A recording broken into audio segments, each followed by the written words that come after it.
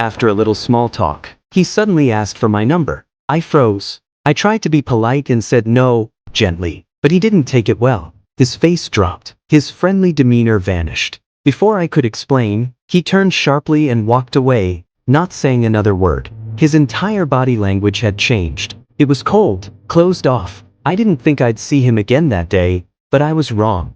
I checked out after another 10 minutes and walked to my car, which I'd parked in the far end of the lot that evening. As I was about to pull out, something caught my eye. He was sitting in a car not far from mine. He didn't look over. He wasn't doing anything suspicious. But my gut told me something was off. Still, I started driving home. I turned onto the main road. Moments later, I noticed headlights behind me. It was him. Same car. Same man. At first, I thought it might be a coincidence. But with every turn I made, he followed. Another left. Still there. When I reached my apartment complex, I circled the parking lot instead of pulling into my usual spot. I needed to be sure. He trailed me the whole time. Panic set in. I wasn't going to lead him to my door. No way. I pulled out of the complex and hit the main road again.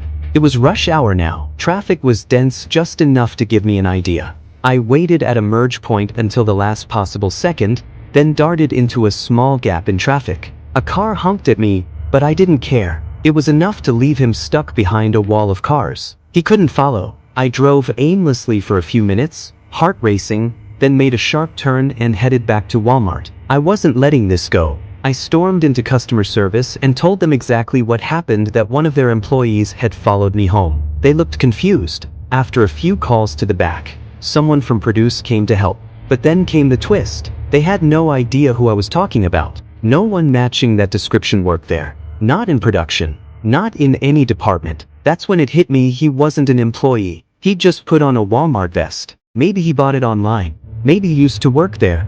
Either way, he was pretending to be something he wasn't. I felt sick. The staff said they'd watch out for him, and I thanked them, though it didn't do much to calm me. I drove home, paranoid, scanning every car behind me. Thankfully, I didn't see him again that night, or ever since. But I never went back to that Walmart, and I never park in the back of any lot anymore. It was a quiet night, just an ordinary weekday evening. I was wandering through Walmart around 8:30 p.m., grabbing a few things and taking my time. The store was calm, maybe a bit too calm. That eerie kind of silence that echoes through half-lit aisles when most people have already gone home. I wasn't in a rush. At one point, I stopped by the fitness aisle. One of those massage guns caught my eye, something I'd been meaning to look into but hadn't seriously considered. I was standing there, reading the box, just spacing out a little, when I started to hear voices drifting over from the next aisle. It sounded like a man and a child. That aisle was the toy section, tucked away in the corner of the store, kind of isolated from the rest. At first, I didn't pay much attention and figured it was just a dad and his kid. But then I heard the man say something that didn't sit right with me.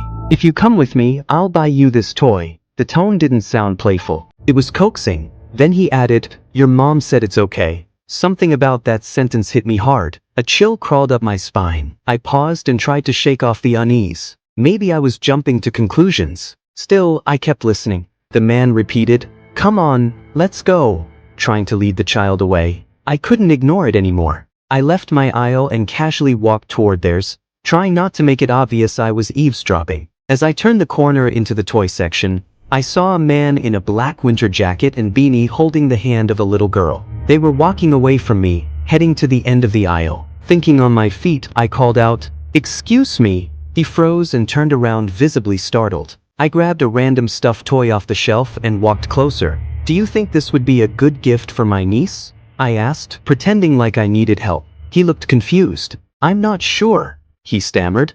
I smiled politely and asked, "Is that your daughter?" He hesitated for a moment, then said no, claimed he was just watching her for someone, but then quickly added, "We really need to get going," and began to walk off. My gut was in knots.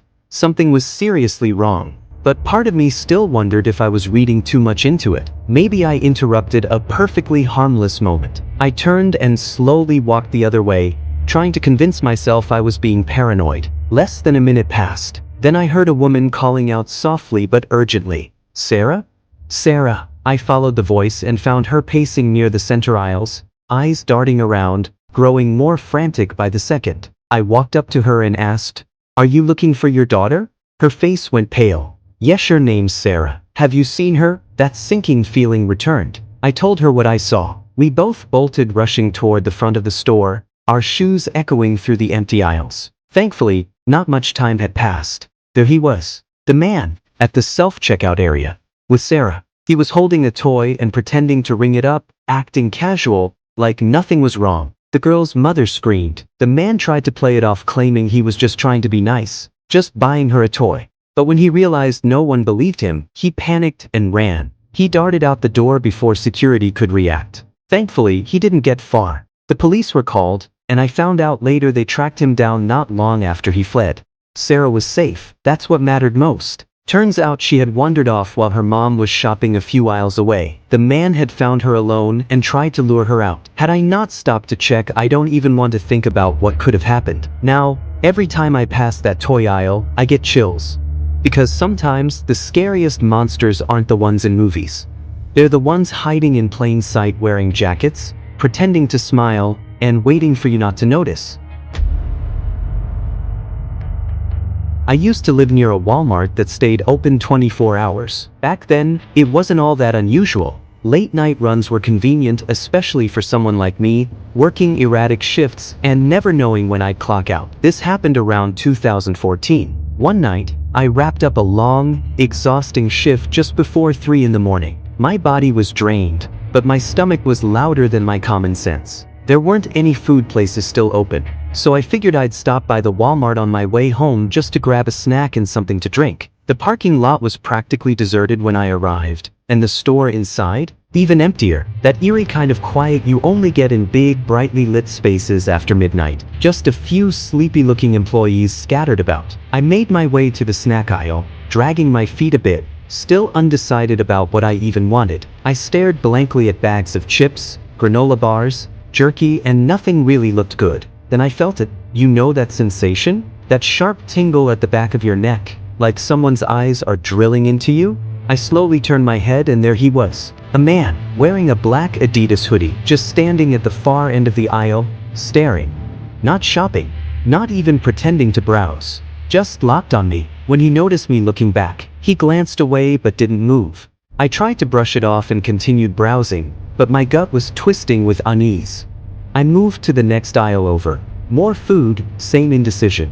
I barely had time to glance at a bag of trail mix before I caught movement. That same guy is now peeking around the corner. Began staring. My heart picked up. I grabbed the trail mix just to look like I had a purpose and walked calmly toward the back of the store. I figured I'd loop around and head for one of the main aisles. But when I reached it, there he was again, right there, watching. I turned and walked faster this time, zigzagging through sections, doubling back, trying to shake him. But every time I glanced over my shoulder, he was there, never too close, never speaking, just slowly, silently tailing me. His face was completely blank. It was like being stalked by a shadow that refused to blink. Finally, I'd had enough. I headed straight for the checkout. Only one register was open, and I told the cashier what was happening.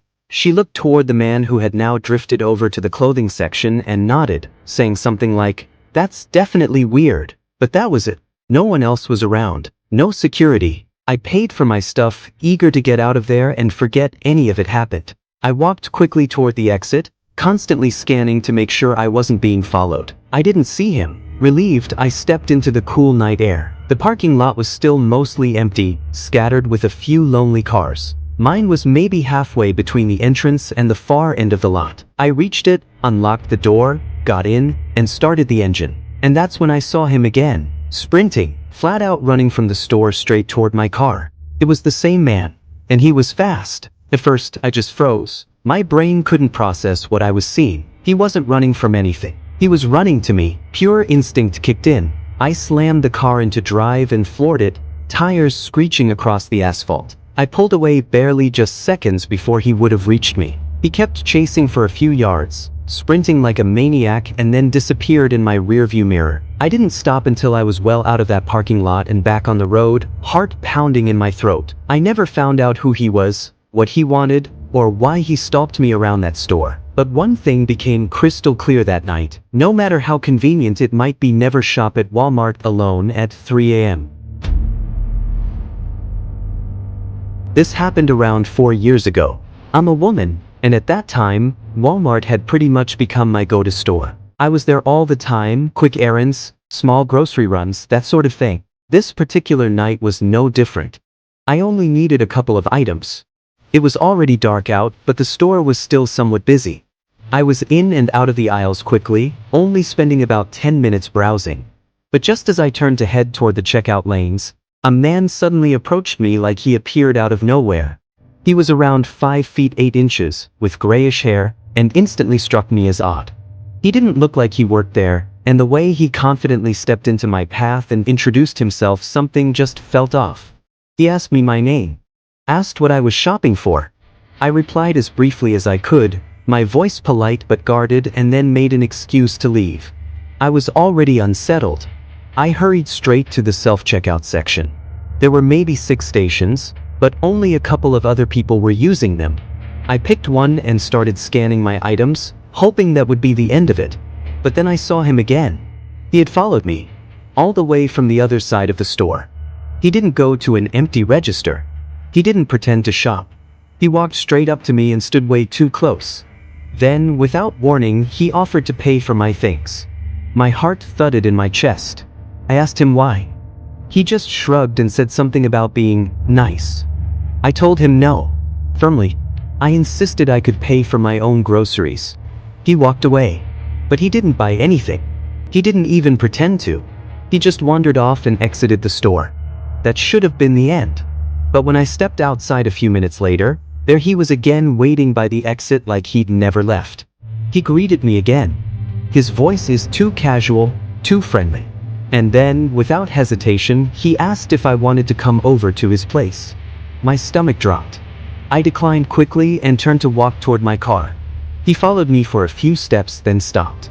I could feel his eyes on me the whole way, but he didn't say anything else. I got in my car and drove off. The whole thing was creepy enough that it probably should have made me avoid that Walmart forever. But I convinced myself it was just a random encounter with a weirdo. No big deal, right? A few weeks later, around 8 p.m., I went back to that same Walmart. I had pushed the memory aside and resumed my usual shopping trips. I was barely 5 minutes in when I saw him again. At first, my brain didn't even register it. I recognized his face but couldn't place where from until it all came rushing back. I turned immediately. He hadn't seen me yet. I walked briskly to the opposite end of the store, hoping to lose him in the crowd. I figured I could kill time browsing somewhere else and wait for him to leave. I wandered down some of the quieter aisles on the far side, trying to look casual even though my pulse was racing. But then I saw him again.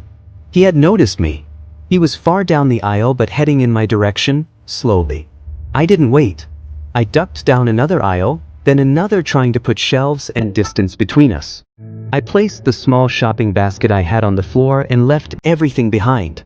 I walked straight out of the store and didn't look back. That was the last time I ever saw him. I haven't returned to that location since. Maybe it was just a coincidence. Maybe he really does shop there often. But I'm almost certain if I hadn't left when I did, he would have tried to corner me again. Sometimes it's not about how dangerous someone looks. It's about how they wait, and how they always seem to know exactly where you are. A few years ago, I worked overnight shifts at a Walmart near my town. The job was simple, mostly restocking shelves in different sections while the store was closed to customers. I usually clocked in around 9 p.m. during the tail end of public hours, and by 11 p.m. the doors would shut for the night. The first couple of hours were quiet, barely any shoppers, mostly just the late-night regulars. That night started off like any other. I was assigned to the pet supplies aisle tucked in the back of the store. I'd been working in nearby sections earlier, but by now it was around 11:30, and the place was locked up. After the store closed, I had a habit of slipping in my earbuds and playing music while I stocked. It helped pass the time and drown out the silence of those long, empty aisles. But then something flickered at the edge of my vision. It looked like someone had just passed by the end of the aisle. A quick shadow, barely noticeable. I paused, pulled one earbud out, and glanced down the way. No one. I figured it was probably a coworker walking by. A few minutes later, it happened again. This time, when I turned, Someone was there standing at the far end of the aisle. Not moving. Just watching. But he didn't look familiar. Not one of us. Before I could get a better look, he stepped away, disappearing behind the shelves. I pulled my earbuds out completely and grabbed my walkie-talkie. I radioed in that I thought I saw someone who shouldn't be in the building. There was no official response, just a vague, noted, and I went back to stacking items on the shelf, trying to shake the weird feeling crawling up my spine. About an hour passed. I moved to the back room to grab more inventory. That area of the store is huge rows of boxes, metal shelves, and poor lighting that hums slightly overhead. Most nights it was empty this late, and that night was no exception. But as I turned the corner into one of the storage bays, I saw him again. He was crouched behind a box half hidden, maybe 30 feet away. He didn't move. Just knelt there, as if he was waiting. I acted like I didn't see him. My legs wanted to bolt, but I walked forward calmly, then turned and went the long way around. I was trying to play it cool, like I hadn't noticed him. But then I heard it shuffling. Footsteps. Even with my music still lightly playing, I could hear the sound behind me getting closer. I didn't look back. I ran. I sprinted toward the exit that led back into the sales floor, yanked the door open, and threw myself through it. I turned around and did nothing. He hadn't followed me through. I didn't care. I needed to find someone. I ran toward the electronics section where Al, one of my overnight coworkers, was working. I breathlessly told him what had happened about the man hiding in the back, the footsteps, all of it. He looked at me for a second, trying to gauge whether I was serious. Then he grabbed a flashlight and said, "Let's go check it out." I didn't want to go back there. Every part of me screamed to stay in the open. But I followed. We pushed through the door into the storage area again, moving slowly this time. The silence back there felt heavier now, like the air itself was warning us to leave. Then we heard it. A door opening. Not the one we came through, but another one. One of the heavy, metal emergency exits in the back that usually stayed shut unless there was a delivery or inspection. We hurried forward just in time to see the man stepping out of that door. He didn't run. Didn't look back. He just slipped out and let the door swing shut behind him. Gone. To this day, I don't know how he got in. Maybe he was there before closing, hiding somewhere we didn't notice. Or maybe he knew that part of the store better than we did, like he had done it before. But I can't stop thinking about that moment when he crouched behind the boxes. He wasn't lost. He was waiting. That was another true story. If you're still watching, you're one of the brave ones. Most don't make it this far. Subscribe to Horror Stories and hit the bell because the next horror stories drop soon. Stay scared. Stay safe. We'll see you in the dark.